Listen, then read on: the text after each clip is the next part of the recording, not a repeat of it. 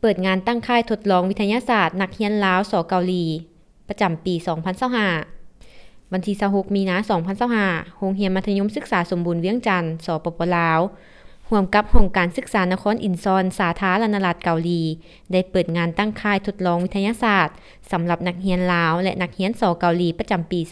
2025 ขึ้นที่สโมสรโรงเรียนดังกล่าวโดยให้เกียรติเข้าร่วมของท่านนางนวมคำจันทบุรีว่าการแทนหัวหน้ากลุ่มสามัญศึกษากระทรวงศึกษาธิการและกีฬาท่านสมพรสอนดาราหัวหน้าแผนกศึกษาธิการและกีฬานครหลวงเวียงจันทน์ท่านลีดงยูที่ปรึกษาสถานเอกอัครราชทูตสเกาหลีประจำลาวท่านซิมยอนโบหัวหน้าห้องการศึกษานครอินซอนมีคณะอำนวยการโรงเรียนพนักงานครูอาจารย์แขกถึกเชิญและน้องนักเรียนลาวและสเกาหลีเข้าร่วมจุดประสงค์เพื่อเป็นการพัฒนาความรู้และสุขยุส่งเสริมสร้างความเข้มแข็งทางด้านวิทยาศาสตร์โดยผ่านการทดลองตัวจริงของนักเรียนเพื่อให้นักเรียนได้เรียนรู้สิ่งใหม่ๆที่ทันสมัย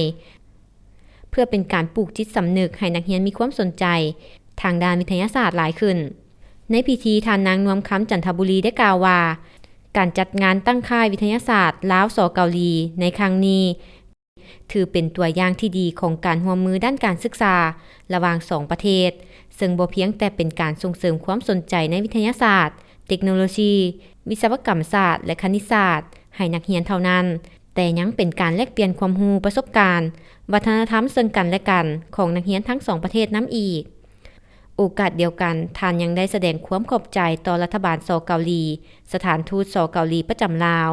และภาคส่วนที่เกี่ยวข้องตลอดฮอดผู้บริหารโรงเรียนพนักงานครูอาจารย์และน้องนักเรียนที่ได้ประกอบส่วนเฮ็ดให้การจัดงานครั้งนี้เกิดขึ้น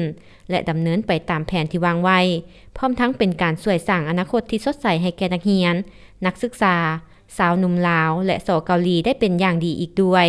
สำหรับกิจกรรมการตั้งค่ายทดลองวิทยาศาสตร์นักเรียนลาวและนักเรียนสเกาหลีแม่นได้ปฏิบัติกิจกรรมร่วมกันมาแล้ว1ครั้งและครั้งนี้แม่นเป็นครั้งที่2ของการร่วมมือทางด้านวิทยาศาสตร์และเทคโนโลยี